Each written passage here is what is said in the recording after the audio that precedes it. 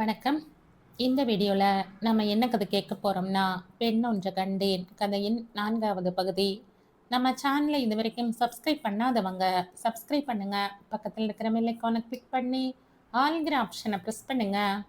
So that நான் போடுற கதைகளை உடனுக்குடனே நீங்கள் கேட்கலாம். வாங்க கதைக்குள்ளே போகலாம். மறுநாள் ஆபீஸில் எழிலன் முகத்தை பார்த்ததுமே, என்னடா பிரச்சனை, ஏண்டா ஒரு மாதிரி இருக்க என்றாள் தென்றல். ஒண்ணுமில்லம்மா, நைட்ல இருந்து கொஞ்சம் தலைவலியா இருக்கு, அதான். செல்லி, என்னடா ஆச்சு என்று பதறி அவன் நெற்றியில் கை வைத்து தொட்டு பார்த்தவள். ஹேய், ஜுரம் அடிக்கிற மாதிரி இருக்குடா, வா ஹாஸ்பிட்டலுக்கு போகலாம் என்றாள் அவன் கையை பிடித்து. இல்லம்மா, வேலை இருக்கு, ஈவினிங் போகலாம் என்ற அவள் முகத்தை கூட பார்க்காமல் பதில் அளித்துவிட்டு அவன் கேபினுக்கு சென்றான். இன்னும் ஒரு செகண்ட் அவள் கண்ணை பார்த்தேன்னா எல்லாத்தையும் உளறிடுவேன். அப்புறம் அவளும் அந்த கனவை நினைச்சு கவலைப்படுவா. வேணாம், அவகிட்ட சொல்ல வேண்டாம் என்றான் தன் மனதுள். தென்றல் அவனை பின்தொடர்ந்து அவன் அருகில் வந்து, ஹே செல்லி, ஏண்டா இப்படி பண்ற? இப்ப நீ ஹாஸ்பிட்டலுக்கு வரப்போறியா இல்லையா என்றாள். விட மாட்டியேடி, மனுஷன் இருக்கிற நிலைமை புரியாம என்றான் அவன் சற்று எரிச்சலுடன்.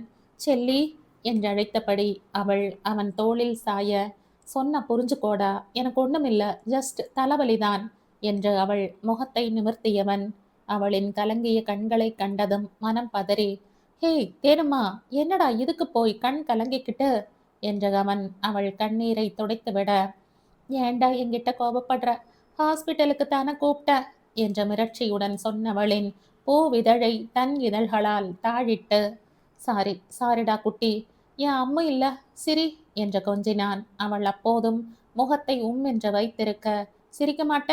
ஆ, ஐடியா என்றவனை அவள் கண்களையும் முகத்தையும் சுருக்கி கொண்டு பார்க்க, வேற வழி இல்ல, சூப்பர் கேர்ளை கூப்பிட வேண்டியதுதான் என்றான் அவள் அன்று ஆசிரமத்தில் பிள்ளைகளிடம் பேசியது போலவே நடித்து.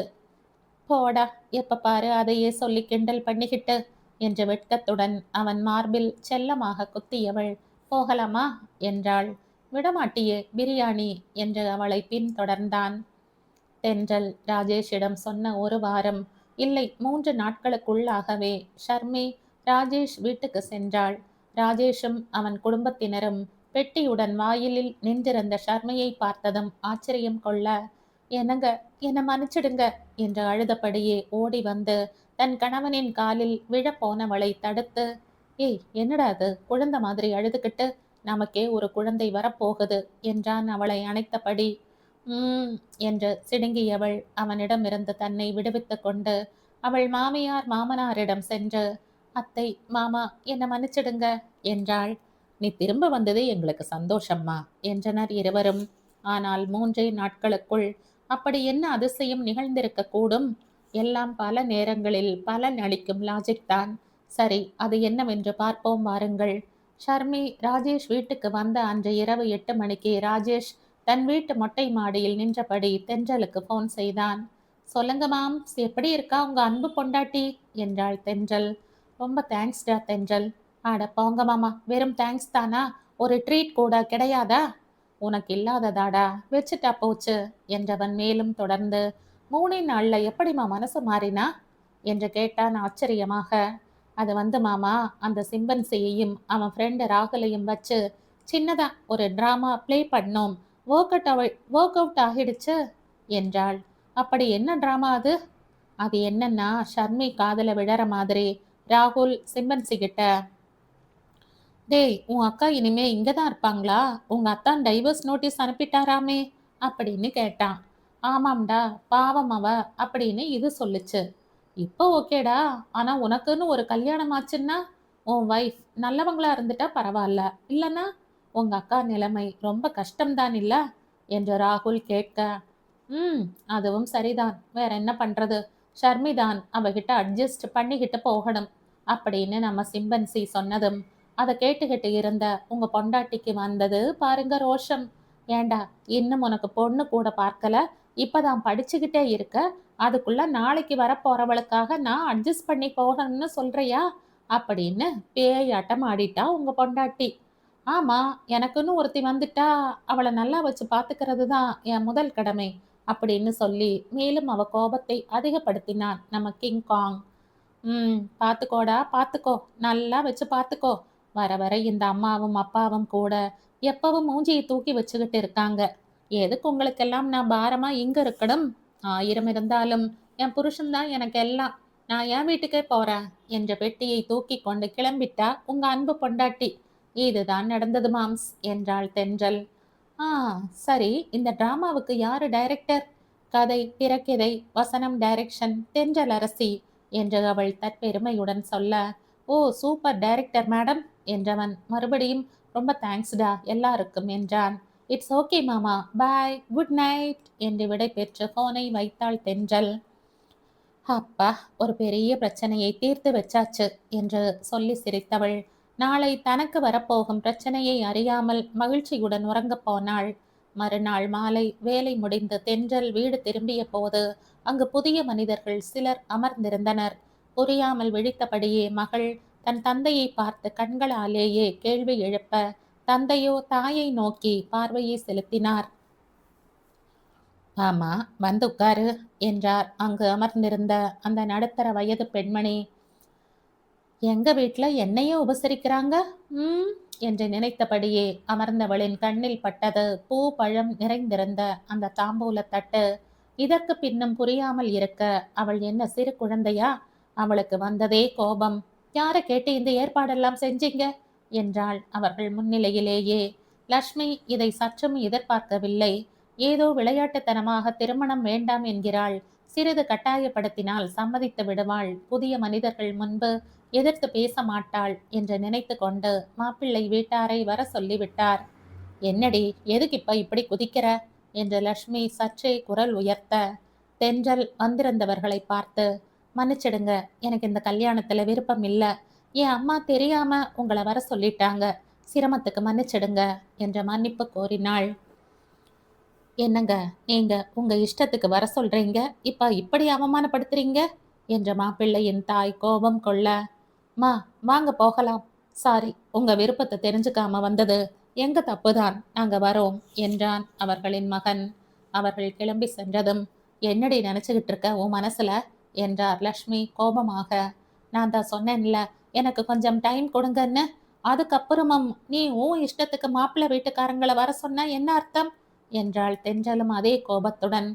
இப்ப எதுக்குடி கல்யாணம் வேண்டாங்கிற என்றார் லக்ஷ்மி.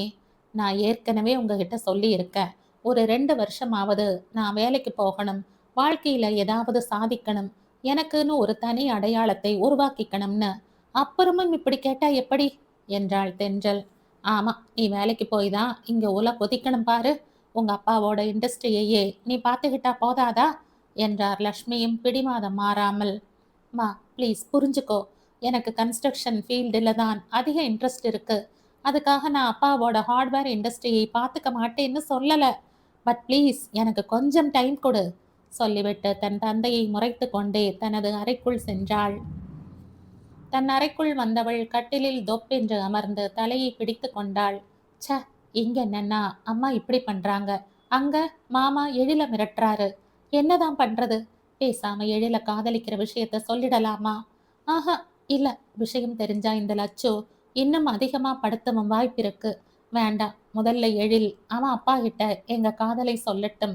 அதுக்கப்புறம் அவங்களே எங்க வீட்டுல வந்து பொண்ணு கேட்டா லட்சோ சமாதானமாகிடுவா என்ற ஒரு முடிவுக்கு வந்தவள் எழிலுக்கு போன் செய்து நடந்ததை கூறினாள்.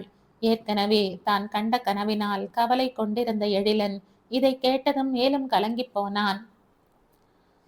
தென்றலின் பிறந்த நாள் முடிந்த 8வது நாள் எழிலனின் பிறந்த நாள். அதற்கு முன்தினம் இரவு 11 மணி.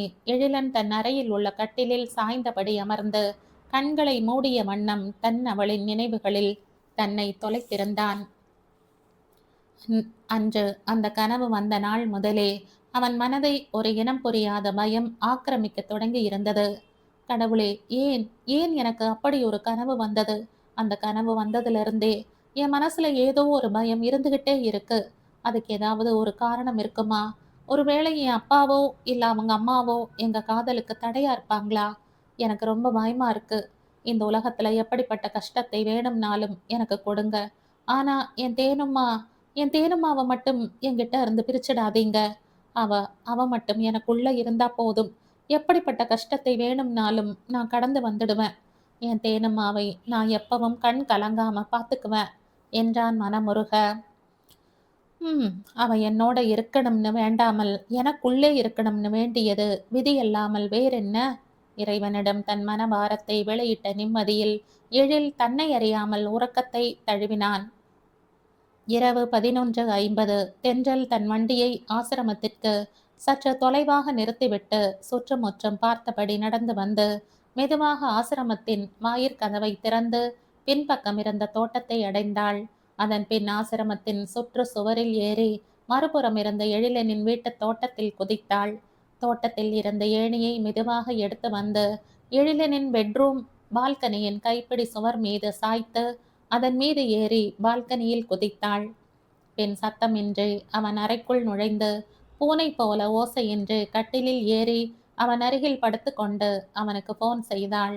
போன் ஒலித்ததும் திடுக்கிட்டு கண் விழித்த எழிலன் அருகில் படுத்திருந்த தென்றலை பார்த்ததும் அம மோகினி பிசாசு என்று அலற, அடிங் வாய மூடுறா என்று அவன் வாயை பொத்தி அவன் கன்னத்தில் முத்தமிட்டு ஹாப்பி பர்த்டே செல்லி என்றாள். எழில் ஸ்தம்பித்து போய் அவளையே பார்த்திருக்க, டேய் என்னடா என்று அவனை உலுக்கியவள் மை ஸ்மால் கிஃப்ட் என்று ஒரு ஜோடி மாடப் புறாக்களையும் ஒரு மொபைலையும் கொடுத்தாள். ஹேய் எவ்வளோ அழகா இருக்குங்க தேனுமா, உன்ன மாதிரியே என்றவன் அவளை அருகே இழுத்து தன்மேல் சாய்த்து கொண்டு எப்படிடி வந்த என்றான் ஆச்சரியம் விலகாமல். இப்படி என்று அவள் வந்து வழியை காட்ட, நிஜமாவே நீ சூப்பர் கேர்ள் தாண்டி, ஆனா இந்த அர்த்தராத்திரியில இவ்ளோ ரிஸ்க் எடுத்து வரணுமாடா என்றான் அக்கறை கொண்ட காதலனாக. ஆ, இப்போ நீ அனுபவிக்கிற இந்த சந்தோஷத்துக்காகத்தான். ஐ லவ் யூ டி பிரியாணி என்று அவள் நெற்றியில் முத்தமிட்டவன் அவள் உதடுகளையும் சுவைக்க நெருங்க, ஏய் பிச்சு பிச்சு என்று தன் சுட்டு விரலை ஆட்டி மிரட்டியவளின் கண்கள் அந்த அறையில் இருந்த ஒரு அற்புதமான ஓவியத்தில் பதிந்தது.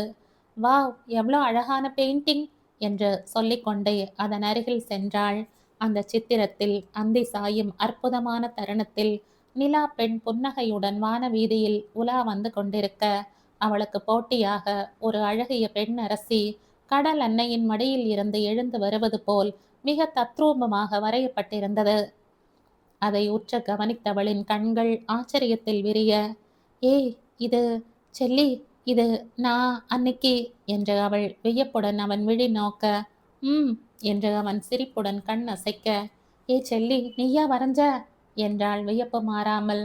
ம் என்று அவன் லேசாக தலையசைக்க ஓடி சென்று அவனை தழுவிக்கொண்டு, ரொம்ப ரொம்ப அழகா இருக்குடா, சான்ஸே இல்லை, சூப்பர்ப் என்று அவள் பாராட்டி கொண்டே போக, போதும் போதும் டி பிரியாணி என்றவன் அவளை அந்த அறையில் இருந்த வார்ட்ரோபின் அருகே அழைத்து சென்று ஒரு கையால் அவளை அணைத்தபடியே அதன் கதவை திறந்தான். அதன் கதவுகள் திறந்ததும் தென்றலின் கண்களும் மனமும் சொல்லொணா பரவசத்தை அடைந்தது. அதன் ஒவ்வொரு அடுக்கிலும் அவன் அவளை நினைத்து ரசித்து ரசித்து வரைந்திருந்த அனைத்து ஓவியங்களையும் இடம் பெற்றிருந்தன. அந்த ஓவியங்களில் அவன் அவளை முதன் முதலில் பார்த்த தினத்தில் இருந்து அவளுடன் பேசி பழகிய பல தருணங்களையும் இனி அவர்கள் வாழப்போகும் வாழ்க்கையை பற்றிய அவனின் அழகிய கனவுகளையும் அற்புதமாக வடித்திருந்தான். அதில் அவளை மிகவும் கவர்ந்தது. அவனும் அவளும் தங்கள் கைகளில் ஒவ்வொரு பெண் குழந்தையை தூக்கி கொண்டு நிற்க அவர்கள் இருவருக்கும் நடுவே பூக்களின் புன்னகையை தன் இதழ்களில் ஏந்திய ஒரு சின்னஞ்சிறு பாலகன் அவர்கள் இருவரின் கைகளையும் பற்றி கொண்டு நின்றிருந்த ஒரு ஓவியம். அந்த ஓவியத்தை கையில் எடுத்தவள் அதை மென்மையாக வருடி அதில் இருந்த தங்களின் வருங்கால வசந்தங்களின் அழகிய முகத்தில் தன் முத்தங்களை பதித்தாள். அதன் பிறகு அதில் இருந்த தன் காதல் கணவனின் முகத்திலும் முத்தத்தை பதித்துவிட்டு அதை நெஞ்சோடு அணைத்து கொண்டாள். எழிலன் அவளை அணைத்தபடியே அழைத்து வந்து கட்டிலில் அமர வைத்து தானும் அமர்ந்து கொண்டான். அவனின் அன்பை அவள் பல முறை உணர்ந்திருந்த போதும் இன்று அவனின் எல்லையற்ற காதலை அவ்வோவியங்கள் மூலம் கண்டு மெய் மறந்து போனாள். இந்த கனவு நிச்சயம் நிறைவேற வேண்டும் முருகா என்று அவள் மனமுருக தன் செந்தில் குமரனிடம் வேண்டிய அத்தருணம் அவள் கண்களில் இருந்து கண்ணீர் கரை புரண்டது. அதை தன் கைகளில் ஏந்திய அவள் அன்பனின் கண்களிலும் அந்த நொடி கண்ணீர் துளிர்த்தது. அவள் வேண்டியதை தராமல் இருப்பானா என்ன? அவளின் அன்பே உருவான அருள்முருகன். இருவருமே மனம் கரைந்து அழுதனர். எதற்காக அழுகிறோம், ஏன் அழுகிறோம் என்று தெரியாமலே அழுதனர். அது ஆனந்த கண்ணீரா, அளவு கடந்த அன்பில் வந்த கண்ணீரா, இல்லை அவர்கள் காதல் நிறைவேறுமா என்ற பயத்தில் வந்த கண்ணீரா என்று எதுவுமே புரியாமல் இருவருமே தங்களை கண்ணீர் மழையில் தொலைத்திருந்தனர். எவ்வளவு நேரம் அப்படி இருந்தார்களோ தெரியவில்லை. முதலில் சுய உணர்வுக்கு மீண்டது எழிலன்தான். மெதுவாக கண்களை திறந்தவனின் பார்வையில் முதலில் பட்டது அவர்கள் எதிரே இருந்த மேஜையில் வைக்கப்பட்டிருந்த அவன் பாட்டி மரகதம்மாளின் புகைப்படமும் அதன் அருகே இருந்த நகைப்பெட்டியும். தேனுமா, ஆ தேனுமா, சொல்லுடா, நாம கல்யாணம் பண்ணிக்கலாமா? பண்ணிக்கலாமே. தேனுமா, நான் சீரியஸா கேட்குறேன். இத்தனை நேரம் அமைதியாக இருந்தவள் சகஜ நிலைக்கு திரும்பி, why serious? No serious, only happy என்று சொல்லி சிரிக்க, தேனுமா, என்னடா? அவன் அவளை கைப்பிடித்து எழுப்பி தன் பாட்டி மரகதம்மாளின் படத்தின் அருகே அழைத்து சென்றான். பின் அந்த படத்தின் கீழே இருந்த அழகிய வேலைப்பாடுகள் அமைந்த சிறு நகை பெட்டியை திறந்தான். அதில் மாங்கல்யம் கோக்கப்பட்டிருந்த பொன் தாலிக்கொடி ஒன்று இருந்தது. தேனுமா, இது என் பாட்டி மரகதம்மாவோட தாலிக்கொடி. இதை அவங்க சாகிறதுக்கு கொஞ்ச நாள் முன்னாடி என்கிட்ட கொடுத்து, என் பேத்திக்கு, அதாவது உன் வருங்கால மனைவிக்கு நீ இந்த தாலியைத்தான் கட்டணும். இது உன் தாத்தா எனக்கு ரொம்ப ஆசையா வாங்கி கொடுத்த தாலி சரடு. நானே உன் கல்யாணத்தை முன்னிருந்து நடத்தி வைக்கணும்னு தான் ஆசைப்பட்டேன். ஆனா என் உடம்பு அதுக்கு ஒத்து உழைக்கலை. உன் தாத்தா இல்லாம இந்த 3 மாசம் நான் உயிர் வாழ்ந்ததே பெரிய விஷயம். நீயும் என் பேத்தியும் நீண்ட ஆயுளோட எல்லா சந்தோஷங்களையும் பெற்று நல்லா வாழணும். நாங்க உயிரோட இல்லைனாலும் எப்பவும் எங்க ஆசிர்வாதம் இந்த தாலிக்கொடி மூலமா உங்களோட இருக்கும்னு சொன்னாங்க என்றான் உணர்ச்சி வயப்பட்ட குரலில். செல்லி, என்னடா இதுக்கேண்டா இவ்வளவு எமோஷனல் ஆகிற என்று அவன் முதுகை வருடி விட்டாள். தேனுமா, என்னை கல்யாணம் பண்ணிக்கிறையா இப்பவே? செல்லி, நிஜமாத்தான் கேட்குறையா? ஆமா தேனுமா, நிஜமாத்தான் கேட்குறேன். என்னமோ தெரியல, கொஞ்ச நாளா ஏதோ ஒரு பயம் என் மனசுல தோணிக்கிட்டே இருக்கு. யாரோ எதுவோ என்னன்னு சொல்ல தெரியல. ஏதோ ஒன்று நம்ம பிரிச்சிடுமோன்னு பயமா இருக்கு. நீ எனக்கு வேணும் தேனுமா, நீ இல்லைன்னா நான் செத்துடுவேன் என்று அவன் சொல்லி முடிப்பதற்குள் அவன் உதடுகளில் தன் விரல் வைத்து அவ்வார்த்தை முடிவு பெறாமல் தடுத்தவள். முருகா, நீயே துணை. தன் நெஞ்சில் வாழும் கதிர்வேலனிடம் ஒரே ஒரு நொடி கண்மூடி வணங்கி தங்கள் வாழ்வை அவனிடம் ஒப்படைத்துவிட்டு, தாலியை கட்டுடா என்றாள். அவன் அவள் விழி நோக்க, கட்டுடா. விடியற்காலை 4 மணிக்கு தன் பக்தர்களின் நெஞ்செனும் ஆலயத்தில் என்றென்றும் வீற்றிருந்து அருள் புரியும் முருகப்பெருமானின் அருளோடும் அவர்கள் எதிரே நிழற்படத்தில் சிரித்து கொண்டிருந்த மரகதம்மாளின் ஆசியோடும் எழில் தென்றலை தன்னவளாக்கிக் கொண்டான். நேரம் காலம் பார்க்காமல், ஊர் உறவுகள் வாழ்த்தாமல், மங்களநாதம் முழங்காமல், அட்சதைகள் தூவப்படாமல் மனங்கள் மட்டும் சங்கமிக்க அங்கே ஓர் மாங்கல்ய தாரணம் நிகழ்ந்தேறியது. எப்போதும் மங்கள நாணை தன் கழுத்தில் வாங்கிக் கொள்ளும் நேரம் பெண்களே ஆனந்த கண்ணீரை சிந்துவார்கள்.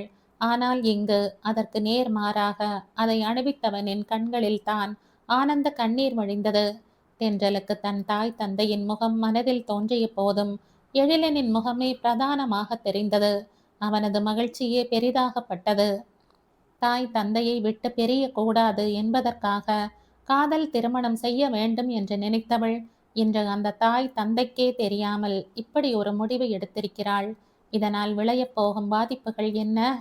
எவளை தன் உயிரினும் மேலானவளாக போற்றி காக்க எண்ணினானோ, எவளை தன் கண்ணுக்குள் வைத்து காக்க துடித்தானோ, எவளை தன் தாயினும் அதிகமாய் நேசித்தானோ, அவளை, அவனின் ஆசை காதலியை, அன்பு மனைவியை, ஈடு இணையில்லாத பொக்கிஷத்தை, மனதிற்கினிய மங்கையை தான் எடுத்த இந்த முடிவு புயலில் சிக்கிய பூங்குடியாய் சின்னா பின்னமாக்கப் போவதை அறியாமல் உலகின் ஒட்டுமொத்த சந்தோஷத்தையும் ஒரு சேர அனுபவிப்பவன் போல் எண்ணி மகிழ்ந்திருந்தான் எழில். ஆனால் தென்றலோ தன் உயிர் காதலனை கைப்பிடித்த சந்தோஷத்தில் ஒரு புறமும், தனக்கு உயிர் கொடுத்தவர்களுக்கு தெரியாமல் இப்படி ஒரு முடிவு எடுத்ததை எண்ணி குற்ற உணர்ச்சியில் மறுபுறமும் தத்தளித்து கொண்டிருந்தாள். தன் அருகே நின்றிருந்த தங்க தாமரையை எழிலன் தன் கைகளில் ஏந்தி சென்று கட்டிலில் கிடத்தினான். பின் அவள் அருகே அமர்ந்து அவளின் தலையை எடுத்து தன் மடியில் கிடத்தி, தேங்க்ஸ்டா தேனுமா என்றான் மனம் நெகிழ. ஆனால் அதற்கு பதிலாக அவளின் கயல் விழிகளில் கண்ணீரே கரைந்தோட எழிலன் பதறிப்போய், "தேனுமா, ஏன்டா அழற?" என்றான். தென்றல் வேகமாக எழுந்து அவன் கழுத்தை கட்டிக்கொண்டு அவன் கண்ணோடு கண் நோக்கி, "நீ நீ இனிமே அப்படி சொல்ல மாட்டே இல்ல" என்றாள் தேம்பியபடியே. "எப்படி தேனுமா? நான் என்னடா சொன்னேன்?" என்றான் எழில் மனம் பதற. "நீ நாம பிரிஞ்சிடுவோம்னு, நம்ம யாரும் எப்பவும் பிரிக்க முடியாது" என்றாள் தேம்பலுடன். "லூசு, நீதான் என் மனைவி ஆயிட்டியே, இப்ப யாரால நம்மை பிரிக்க முடியும்?" என்றான் விதியை யாராலும் வெல்ல முடியாது என தெரியாமல். தேனுமா, அழக்கூடாது, என் செல்ல தேனுமா இல்ல என்று அவளை சமாதானப்படுத்தினான். "இனிமேல் அப்படி சொல்ல மாட்டே இல்ல" என்றாள் குழந்தை போல் அவன் தோளை கட்டிக்கொண்டு. "சொல்ல மாட்டேன், சொல்ல மாட்டேன், சொல்ல மாட்டேன். பிராமிஸ்" என்று அவள் கையை நீட்ட, "பிராமிஸ்டா செல்லம்" என்றான் உறுதியுடன். ம் சில நிமிடங்கள் மௌனமாக அவன் மடியில் தலை வைத்து கண்மூடி படுத்திருந்தவள் அவன் கைகளை இறுக பற்றி கொண்டு, "செல்லி, ரொம்ப பயமா இருக்குடா. அம்மா, அப்பா, அத்தை, மாமாவுக்கு தெரிஞ்சா என்ன நடக்குமோ? ரொம்ப கோபப்படுவாங்கில்ல. எப்படிடா இதை நம்ம வீட்ல சொல்ல போறோம்?" என்றாள் வெளிரிய முகத்துடன். "ஆ, எனக்கும் அந்த பயம் இருக்கு. அவங்க ஆசீர்வாதம் இல்லாம நம்ம கல்யாணம் நடந்ததை நினைச்சா எனக்கும் ரொம்ப வருத்தமாத்தான் இருக்கு. ஆனா வேற வழி தெரியல தேனும்மா. ஒரு பக்கம் என் அப்பா காதலே கூடாதுங்கிறார். இன்னொரு பக்கம் அத்தை உனக்கு மாப்பிள்ளை பார்த்து பேசி முடிக்க நினைக்கிறாங்க. ஒரு பக்கம் அந்த என்று தான் சொல்ல வந்ததை பாதையில் நிறுத்தியவன், "இல்ல, இவகிட்ட சொன்னா இன்னும் பயப்படுவா, வேண்டாம்" என்று முடிவெடுத்தான். "என்னடா, ஏதோ சொல்ல வந்த, என்ன ஆச்சு?" என்றாள். "ஆ, ஒண்ணுமில்லடா. நாம அவங்க கிட்ட நம்ம காதல சொல்லி அவங்க அதை ஏத்துக்காம போயிருந்தா நிச்சயமா நாம அவங்கள எதிர்த்து போராடி இருப்போம். ஆனா அப்பவும் அவங்க ஏத்துக்கலைன்னா யாருக்காகவும் எதுக்காகவும் என்னால உன்னை விட்டு கொடுக்க முடியாதடி" என்றான் மனம் கரைந்து.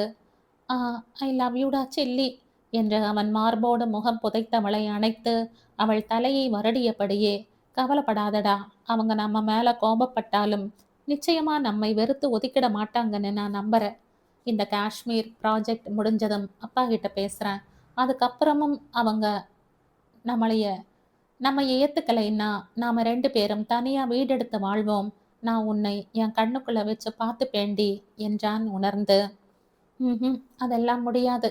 எனக்கு எல்லாரும் வேணும்" என்றாள் சிறு பிள்ளை போல. "ம் சரி" என்றான் சிரிப்புடன். திடீரென்று ஏதோ ஞாபகம் வந்தவளாய், "ஐயோ செல்லி, டைம் என்னாச்சு?" என்று பதறியபடியே கடிகாரத்தை பார்த்தாள். "ஐயோ, மணி 5 ஆகிடுச்சு. அம்மா, அப்பா இன்னும் கொஞ்ச நேரத்துல எழுந்திடுவாங்க" என்று பதறி அடித்து கிளம்ப எத்தனித்தவளின் கையை பிடித்து நிறுத்தி அருகே இழுத்து, "ஐ லவ் யூ டி பிரியாணி" என்று கொஞ்சினான் எழில். "ஆ, போதும் போதும் விட்டா, நாள் முழுக்க இதையே சொல்லிக்கிட்டு இருப்படா நீ" என்று அவள் நகர முயல. "நாள் முழுக்க இல்லடி, வாழ்க்கை முழுக்க" என்றான் அவன்.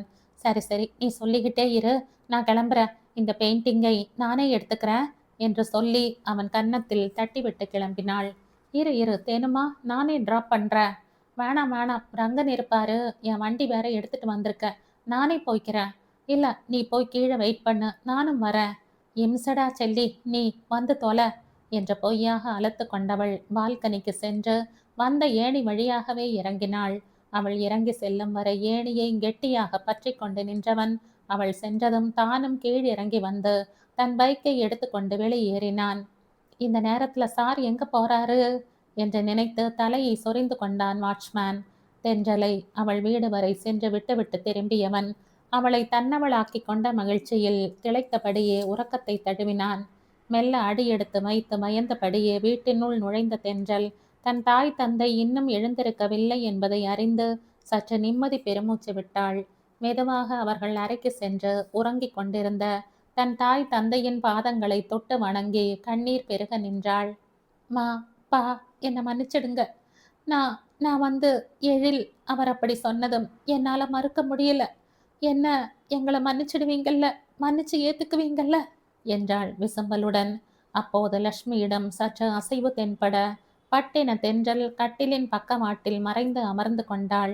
சில நொடிகள் அங்கே பயத்துடன் மூச்சை பிடித்து அமர்ந்திருந்தவள் மெதுவாக எழுந்து தன் அறைக்கு சென்று தான் வணங்கும் செந்தில் முருகனின் படத்தை எடுத்து கையில் வைத்தபடியே அவனிடம் பாரத்தை ஒப்படைத்துவிட்ட நிம்மதியில் உறங்கிப் போனாள். காலை 7 மணி அளவில் உறங்கிக் கொண்டிருந்த தென்றலின் அறைக்குள் வந்த லட்சுமி அவள் முருகனின் படத்தை பிடித்தபடியே உறங்கிக் கொண்டிருப்பதை பார்த்து அவள் அருகே வந்து வாஞ்சையுடன் அவள் நெற்றியை வருடி, என் தங்கம் ஏதோ பயந்திருப்பா போல, அதான் சாமி படத்தை வச்சுக்கிட்டே தூங்குறா என்று அவள் நெற்றியில் முத்தமிட்டார். அந்த நேரம் பார்த்து நரசிம்மனும் மகளுக்கு காலை வணக்கத்தை சொல்வதற்காக அவள் அறைக்குள் நுழைய மனைவி அங்கே மகளை கொஞ்சிக் கொண்டிருப்பதைக் கண்டதும், என்னம்மா காலையிலேயே இப்படி மழை பெய்யுது என்றார் கேலியாக. போங்க, என் பொண்ணு நான் கொஞ்சறேன், உங்களுக்கு என்ன? பொண்ணை மட்டும்தான் கொஞ்சுவீங்களா, உங்க புருஷனை கொஞ்ச மாட்டீங்களா? ஆ, பிள்ளை இல்லாத வீட்டில் கிழவன் துள்ளி விளையாடினாராம், போங்க அப்படி என்று அவரை நகர்த்திவிட்டு லக்ஷ்மி வெட்க புன்னகையுடன் வெளியேற நரசிம்மன் மகளின் அருகே சென்று அவள் தலையை வருட அவள் லேசாக சிணுங்கினாள். என்னடா பட்டு, இன்னைக்கு இவ்வளோ நேரம் தூங்குற, ஆஃபீஸ் போகலையா என்றார் அவள் தலையை வருடி. ம், போகணும்ப்பா என்றவள் அவள் தந்தையின் முகத்தை நிமிர்ந்து பார்த்து, அப்பா நான் கொஞ்ச நேரம் உன் மடியில் படுத்துக்கட்டுமா? என்னடா செல்லம், ஏண்டா ஒரு மாதிரி இருக்க, உடம்புக்கு முடியலையா என்று அவள் நெற்றியில் கை வைத்து தொட்டு பார்த்தார். அதெல்லாம் ஒன்றும் இல்லப்பா, சும்மாதான் என்று தன் தந்தையின் கையை பிடித்து கொண்டு அமைதியாக கண் மூடிக்கொண்டாள். நரசு, சாரி நரசு, நான் உங்ககிட்ட கூட மறைச்சிட்டேன். நானும் எத்தனையோ முறை உங்ககிட்ட எங்க காதலை சொல்லணும்னு நினைப்பேன். ஆனா நீ நிச்சயமா லட்சியிட்ட உளறிடுவ. அந்த பயத்துல தான் சொல்லாமலேயே இருந்த. ஆனா இப்போ என்னை மன்னிச்சிடு நரசு என்றாள். சிறிது நேரம் கழித்து, என்னங்க காஃபி ரெடி, வாங்க, இன்னும் உங்க செல்ல பொண்ணு எழுந்திருக்கலையா என்ற குரல் கொடுக்க, தோ வந்துட்டோம்மா என்ற மனைவிக்கு பதில் கொடுத்துவிட்டு, குட்டிமா எழுந்துரு, அம்மா கூப்பிடுறா பாரு, சீக்கிரம் எழுந்து ஃப்ரெஷ் ஆயிட்டு வா, இல்லைன்னா காலையிலேயே காளி அவதாரம் எடுத்துடுவா என்ற மகளை எழுப்பிவிட்டு ஹாலுக்கு சென்றார். சிறிது நேரத்தில் தயாராகி வெளியே வந்த தென்றலை பார்த்து, ஏய் தேனுமா, இது அன்னைக்கு அப்பா எடுத்து கொடுத்த சுடி இல்ல, ரொம்ப அழகா இருக்குடி செல்லம், உனக்கு என் கண்ணே பட்டிடும் போல இருக்கு என்ற மகளுக்கு திருஷ்டி எடுத்தவர் பூஜை முடித்து தன் கையோடு எடுத்து வந்திருந்த ஆரத்தி தட்டில் இருந்த ஆரத்தியை எடுத்து மகளின் கண்களில் ஒற்றிவிட்டு தட்டில் இருந்த குங்குமத்தை எடுத்து மகளின் நெற்றியில் இட்டு, என் பட்டு தீர்க்காயுசோட தீர்க்க சுமங்கலியா வாழணும் என்று வாழ்த்தினார். மா என்ற தென்றல் கண் கலங்க அவரை கட்டிக்கொள்ள, என்னடாம்மா, ஏண்டா கண் கலங்கற என்ற மகளை அணைத்து கொண்டார். ஒண்ணுமில்லம்மா, நீயும் அப்பாவும் எப்பவும் என்கிட்ட கோபப்பட மாட்டீங்கல்ல என்றாள் அவர் மார்பில் சாய்ந்தபடியே. என்னாச்சு இன்னைக்கு என் பொண்ணுக்கு, காலையிலிருந்து ஒரே ஃபீலிங்ஸ் ஆஃப் இந்தியாவா இருக்கா என்ற நரசிம்மனம் எழுந்து வந்து மகளை தேற்றினார். போ நரசு என்ற மகள் செல்ல கோபம் கொள்ள, தட்ஸ் மை சைல்டு என்று அவளை கட்டி கொண்டார். காலை உணவு முடித்து தன் அறைக்கு வந்தவள் எழிலுக்கு ஃபோன் செய்யலாம் என்ற மொபைலை எடுக்க அதில் 24 மிஸ்டு கால் வந்திருக்கவும், ஐயோ கத்த போறான் என்று சொல்லியபடியே அவனுக்கு ஃபோன் செய்தாள். அங்கு எழிலன் அவர்கள் வீட்டில் தயாராகி கீழே வந்து தன் தாய் தந்தையிடம் ஆசீர்வாதம் வாங்கினான். அடுத்த வருஷ பிறந்த நாளைக்குள்ள கல்யாணமாகி ஒரு குட்டி எழிலோ இல்ல குட்டி தென் என்று சொல்ல வந்தவர் சட்டென சுதாரித்து, குட்டி தேவதையையோ பெத்து என் கையில கொடுத்துடு என்று வாழ்த்தினார் சாந்தினி. என்னை மன்னிச்சிடுமா, உனக்கு கூட தெரியாம நான் ஏன் தேனுவை கல்யாணம் செஞ்சிட்டேன், எங்களை மன்னிச்சு ஏத்துக்குவீங்கல்ல என்றான் மனதுள். நல்லா இருப்ப, முதல்ல உன் தொழில நீ சாதிக்கணும், அப்புறம்தான் கல்யாணம் என்றார் பத்மநாபன் நடந்தது தெரியாமல். அப்போது எழிலனின் போனில் இருந்து, டார்லிங் என்ன பண்றீங்க, டார்லிங் என்ன பண்றீங்க என்ற ரிங்டோன் ஒலிக்க பத்மநாபன் முறைக்க, சாந்தினி நமட்டு சிரிப்புடன் சிரிக்க, ரிங்டோன்பா என்ற தந்தி அடித்தான் எழில். என்ற முறைப்புடன் பத்மநாபன் இந்த பக்கம் நகர்ந்தவுடன் எழிலன் அந்த பக்கம் நழுவ பார்க்க, சாந்தினி அவன் கையில் இருந்த மொபைலை பிடுங்கி, என் மருமக தானே என்றார் சிரிப்புடன். ஆமா கொடுமா, உனக்கும் சரி உன் மருமகளுக்கும் சரி, விளையாட்டுக்கு ஒரு அளவே இல்லை என்றான் சற்று கோபத்துடன். டேய் டேய் டேய், நான் பேசுறேன்டா என்று கெஞ்சினார் சாந்தினி. என்று அவன் ஓகே சொல்ல சாந்தினி போனை அட்டன் செய்தார்.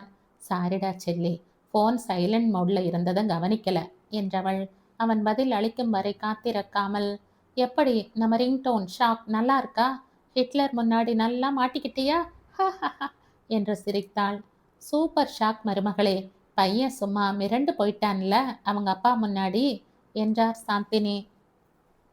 அ அ அம்மா என்ற இப்போது தென்றல் தந்தியடிக்க, அட புருஷனும் பொண்டாட்டியும் நல்லாவே தந்தியடிக்கிறீங்களே என்றார் சாந்தினி. என்ன என்ற எழில் தென்றல் இருவரும் ஒரு சேர அதிர்ச்சியாக கேட்க, அட என்ன 2 பேரும் இப்படி ஷாக் ஆகுறீங்க? இன்னும் கொஞ்ச நாள்ல கணவன் மனைவி ஆக போறவங்க தானே, அதான் அப்படி சொன்னேன் என்று சிரித்தார் சாந்தினி. ம் என்றனர் இருவரும் ஒரு சேர. அப்பா தாங்க முடியல. அது எப்படி பக்கத்துல இல்லாம 2 பேரும் ஒரே ரியாக்ஷன் கொடுக்கறீங்க என்றவர் மேலும் தொடர்ந்து. ம் ஆனா இன்னைக்கு எனக்கு ஒரு விஷயம் தெரிஞ்சு போச்சு என்றார். என்னம்மா என்றான் எழில். புருஷனும் பொண்டாட்டியும் அவ்வளோ ஒத்துமையா இருக்கீங்க. என் புருஷனை ஹிட்லர்னு சொல்றது உட்பட என்று சாந்தினி சொல்லவும், ஆ இல்லம்மா நான் இனிமே அப்படி சொல்ல மாட்டேன் என்றாள் தென்றல். சும்மா தாண்டா சொன்னேன். உனக்கு இல்லாத உரிமையா என்றவர் மேலும் தொடர்ந்து, உங்க மாமனார் வெளியூர் போயிருக்கும் போதாவது ஒரு நாள் எழில் கூட வீட்டுக்கு வாயேண்டா. உன்னை பார்க்கணும் போல ஆசையா இருக்கு. இவன் உன் போட்டோவை கூட காட்ட மாட்டேங்கிறா என்றார் வாஞ்சையுடன். சரிம்மா கண்டிப்பா வரேன் என்றாள். ம் சரிடா. எழில்கிட்ட போனை கொடுக்கறேன் என்ற போனை அவனிடம் கொடுத்துவிட்டு அவர் நகர, ஹேய் பிரியாணி, உனக்கும் உன் மாமியாருக்கும் என்னை கோத்து விடுறதே வேலையா போச்சு. மகளே நீ மட்டும் இப்ப நேர்ல மாட்டின உன்ன என்ன என்ன என்னடா பண்ணுவ? ஆ எப்பவும் தொண தொணன்னு பேசிக்கிட்டு இருக்கிற அந்த உதட்டை அப்படியே கடிச்சு சாப்பிட்டுடுவேன். ராட்சசா என்று அவள் அப்பக்கம் முறைக்க, போடி ராட்சசி, இன்னும் 15 நிமிஷத்துல நான் கோயில்ல இருப்பேன். நீயும் சீக்கிரம் வந்துடுடி என் பெண்டாட்டி என்றான். சரிங்க புருஷனே என்று சொல்லி போனை வைத்தாள். தன் தாய் தந்தையிடம் விடை பெற்று கோயிலுக்கு கிளம்பினாள். சிறிது நேரத்தில் இருவரும் கோயிலை அடைந்தனர். இதுவரை காதலர்களாக அக்கோயிலுக்கு பல முறை வந்திருந்தனர். ஆனால் முதன்முறையாக கணவன் மனைவியாக கோயில் பிரகாரத்தில் இருவரும் ஒரு சேர காலடி எடுத்து வைத்தபோது இருவரின் மனமும் சொல்லொணா பரவசத்தை அடைந்தது. கருணை பொங்கும் இன்முகத்துடன் அருள் பாலித்து கொண்டிருக்கும் கார்த்திகேயன் முன்னே கை கூப்பி வணங்கி நின்று தம்பதியர் இருவரும் அவரவர் வேண்டுதலை சமர்ப்பித்தனர். முருகா, என் எழில் எப்பவும் நல்லா இருக்கணும். அவனுக்கு எந்த கஷ்டமும் வரக்கூடாது என்று வேண்டினாள் தென்றல். தேங்க்யூ தேங்க்யூ சோ மச் முருகா. என் தேனுமா மாதிரி ஒரு தேவதையை என் வாழ்க்கை துணையாக கொடுத்ததுக்கு ரொம்ப ரொம்ப நன்றிப்பா. இத்தனை நாளா என் மனசுல இருந்த பயம் இப்பதான் நீங்கி இருக்கு. எங்களோட அம்மா அப்பாவுக்கு தெரியாம இந்த திருமணம் நடந்ததுதான் கொஞ்சம் வருத்தமா இருக்கு. ஆனா இன்னும் கொஞ்ச நாள்ல எல்லாம் சரியாகிடும்னு நம்புறேன். என் தேனுமா எப்பவும் சந்தோஷமா இருக்கணும். நீங்க தான் எங்களுக்கு துணை இருக்கணும் என்றான் மனமுருக. அவன் கண்களை திறந்ததும், என்ன பாஸ், பலமான கோரிக்கை போல என் ஃப்ரெண்டு கிட்ட என்று சிரித்தாள். ம் என்று சிறு சிரிப்புடன் கண் அசைவிலேயே பதில் அளித்தான். கோயில் என்பதால் தென்றலும் அதிகம் தொணதொணக்காமல் வந்தாள். இருவரும் சேர்ந்து பிரகாரத்தை சுற்றிவிட்டு வெளியே வந்தனர். வெளியே வந்ததும் கோயிலின் அருகே இருந்த கையேந்தி பவனில் சுட சுட பூரி போட்டு கொண்டிருப்பதை பார்த்து, செல்லி எனக்கு பூரி வேணும் என்றாள். சரி வா ஹோட்டலுக்கு போகலாம்.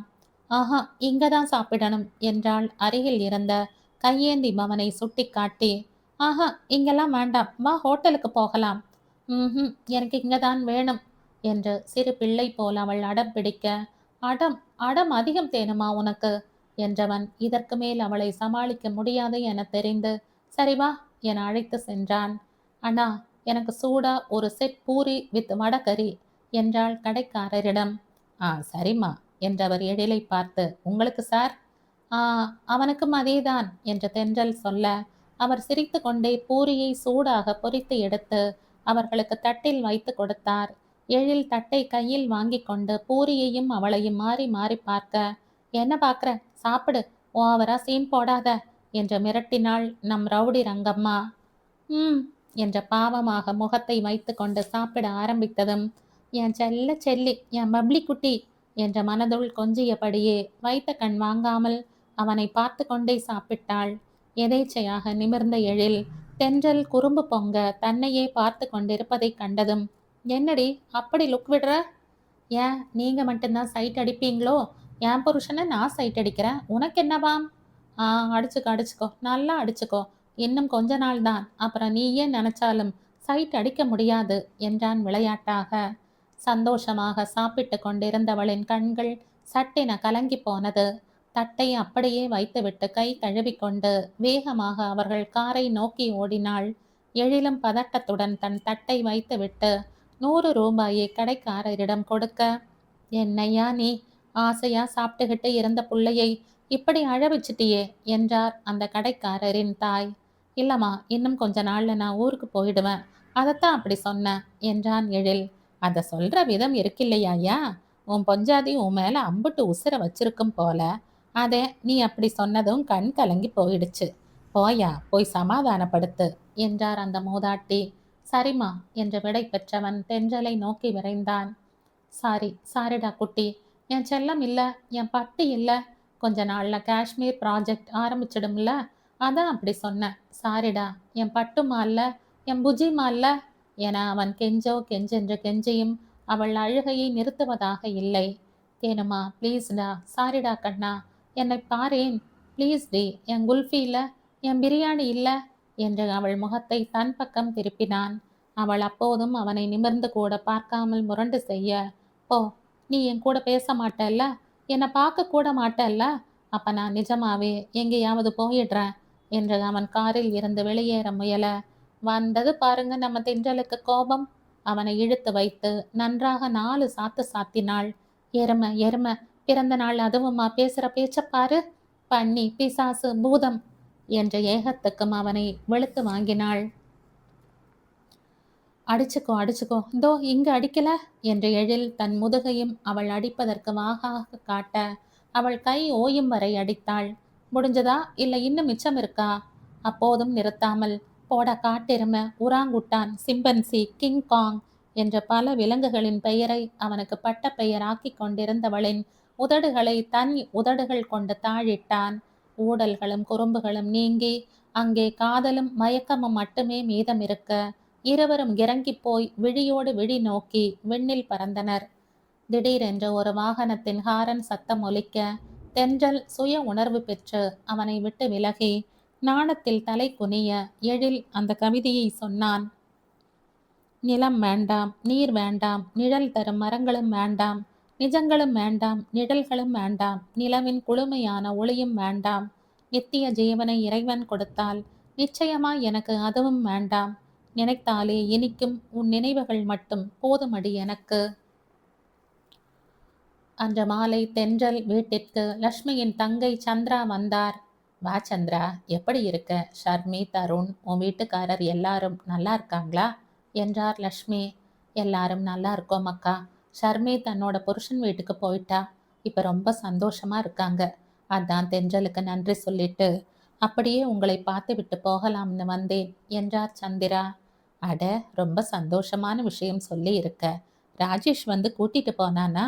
அது சரி, தென்றலுக்கு எதுக்கு நன்றி சொல்லணும்னு சொன்ன என்றார் தங்கையிடம். அக்கா, நம்ம ஷர்மியும் மாப்பிள்ளையும் திரும்பவும் ஒன்று சேர்றதுக்கு காரணமே நம்ம தென்றல் தான் என்று நடந்தவற்றை கூறினார். தன் மகளை பற்றி அறிந்ததும், பரவாயில்ல, என் பொண்ணு இந்த அளவுக்கு பொறுப்பானவளா இருக்காளே என்ற மனதில் மெச்சிக்கொண்டார் லக்ஷ்மி. அருகில் இருந்து பார்த்து கொண்டிருந்த நரசிம்மனும் பெண்ணை எண்ணி பெருமிதம் அடைந்தார். சிறிது நேரத்தில் தென்றலும் வந்துவிட சந்திரா அவள் கையை பிடித்து, ரொம்ப நன்றிடா தேனுமா என்றார். சித்தி, இதான வேணாம்ங்கிறது? இதுக்கெல்லாம் நன்றி சொல்லி என்னை பெரிய மனுஷி ரேஞ்சில் ஃபீல் பண்ண வச்சிடாதீங்க. எனக்கு ஏதாவது ஒரு கஷ்டம்னா நீங்கள் பார்த்துக்கிட்டு சும்மா இருப்பீங்களா என்றாள். சிச்சி, அப்படியெல்லாம் பேசாதடா, உன் நல்ல மனசுக்கு எந்த கஷ்டமும் வராது என்றார் அவள் கன்னம் வருடி. சும்மா ஒரு பேச்சுக்கு சொன்னேன். சும்மா கூட ஏண்டி அப்படி சொல்ற என்ற லக்ஷ்மி அதட்ட. ஷப்பா, சொல்லலை, போதுமா? அதன் பின் சிறிது நேரம் பேசி கொண்டிருந்து விட்டு சந்திரா கிளம்ப ஆயத்தமாக, ஏய், உனக்கு பிடிக்குமேன்னு தான் காரை அடைக்கெல்லாம் தயார் செஞ்சு வச்சிருக்க, நீ என்னடான்னா கிளம்புறங்கிற என்றார் லக்ஷ்மி. இல்லக்கா, டைம் ஆகிடும் என்ற சந்திரா மறுக்க, ரொம்பத்தான் பிகு பண்ணாத சந்து, சாப்பிட்டுட்டு தான் நீ கிளம்புற, நானே உன்னை வீட்டில் ட்ராப் பண்ற என்று தென்றல் கட்டளையிட, அதற்கு மேல் மறு பேச்சு பேச முடியுமா என்ன? இரவு நரசிம்மனும் லக்ஷ்மியும் அவர்கள் அறையில் தனித்திருக்கும்போது, பாத்தியா உன் பொண்ணோட கெட்டிக்காரத்தனத்தை? உனக்கும் உன் தங்கச்சிக்கும் இது தோணுச்சா என்றார் நரசிம்மன். ஆ ஆமாங்க என்றார் லக்ஷ்மியும். எப்பவுமே ஒரு சிலர் பண்ற தப்பை வைத்து எதையும் கணிக்க கூடாதும்மா. காதலிச்சு திருமணம் பண்ற எல்லார் வாழ்க்கையும் கெட்டு போறதும் இல்ல, பெத்தவங்க பார்த்து முடிக்கிற எல்லா திருமண வாழ்க்கையும் சந்தோஷமா அமையறதும் இல்ல என்றார்.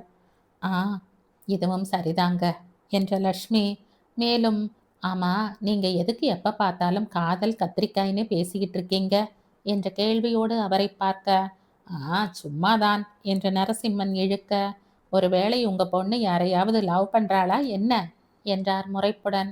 அதெல்லாம் இல்லடா, ஒருவேளை லவ் பண்ணிட்டா ஒரேடியா எதிர்க்க கூடாதுல்ல, அதான் என்றார். அன்று தென்றல் தான் காதலித்துத்தான் திருமணம் செய்வேன் என்று சொன்னதை மனதில் வைத்துக்கொண்டு, நான் அவ்வளவு மோசமானவில்லைங்க, நல்ல பையனா இருந்தா ஓகே தான் என்றார் லக்ஷ்மி.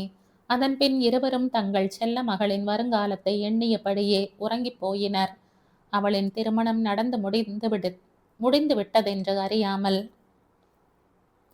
எழில் தென்றலின் திருமணம் முடிந்து ஒரு வாரத்திற்கு பின்பு பத்மநாபன் எழில் தென்றல் இருவரையும் ஒரு சேர தன் அறைக்கு அழைத்தார்.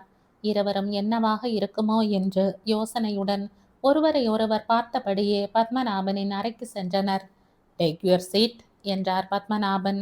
இருவரும் மறுபேச்சு பேசாமல் அமர்ந்தனர். தென்றல், நீங்க வேலைக்கு ஜாயின் பண்ணதுல இருந்தே கவனிச்சுக்கிட்டு தான் வரேன் என்று அவர் நிறுத்தவும், ஐயோ போச்சு, எல்லா விஷயமும் தெரிஞ்சிடுச்சா? என்ன வேலையை விட்டு தூக்க போறாரா முருகா என்று அவள் பயத்துடன் எழில் முகம் பார்க்க, எழில் கண் அசைவினால் பயப்படாத என்றான்.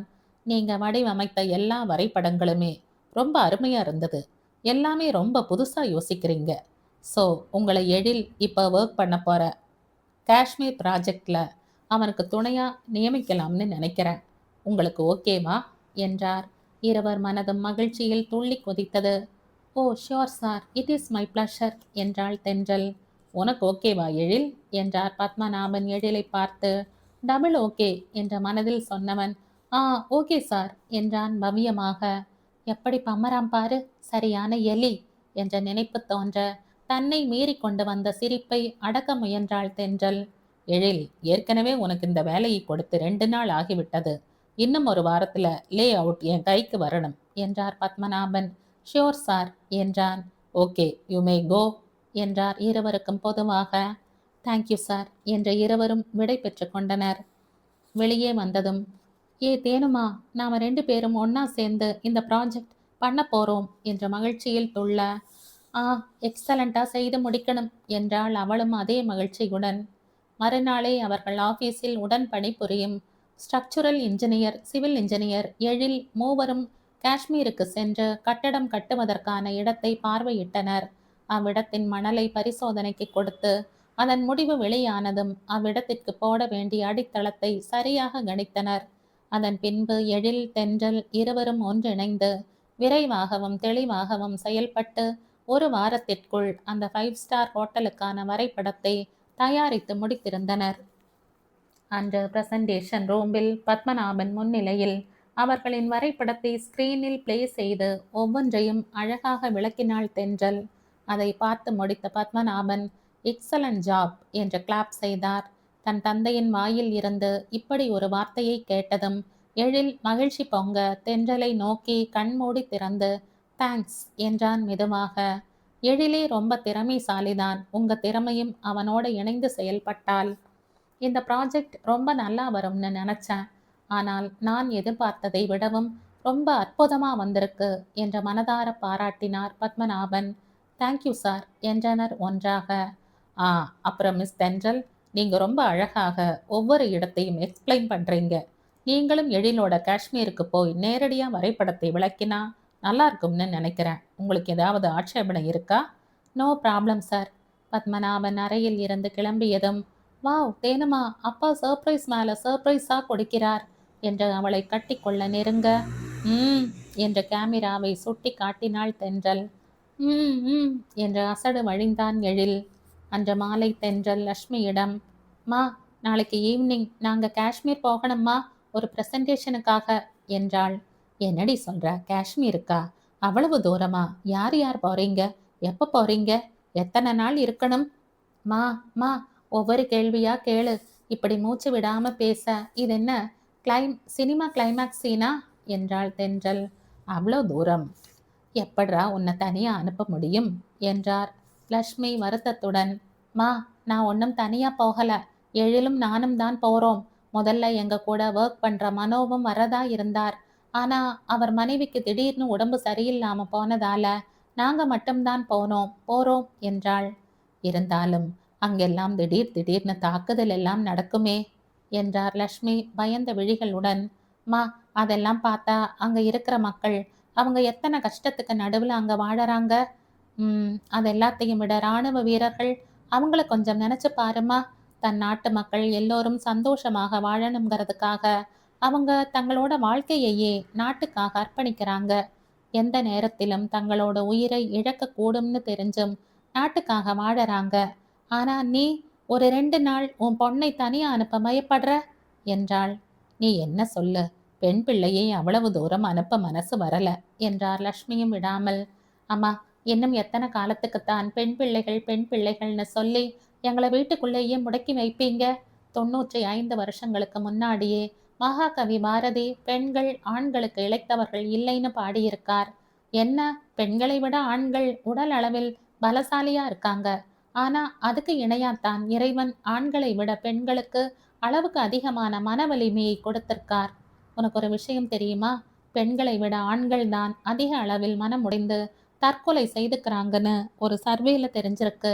அது மட்டுமல்ல, மனைவியை இழந்த பல கணவன்கள் தன் குழந்தைகளை பார்த்து கொள்வதற்காகவோ தன் குடும்பத்தை பார்த்து கொள்வதற்காகவோ இல்லை தன்னோட தேவைகளுக்காகவோ தன் மனைவியை இழந்த ஒரு சில வருடங்களிலேயே இன்னொரு திருமணமும் செய்துக்கிறாங்க.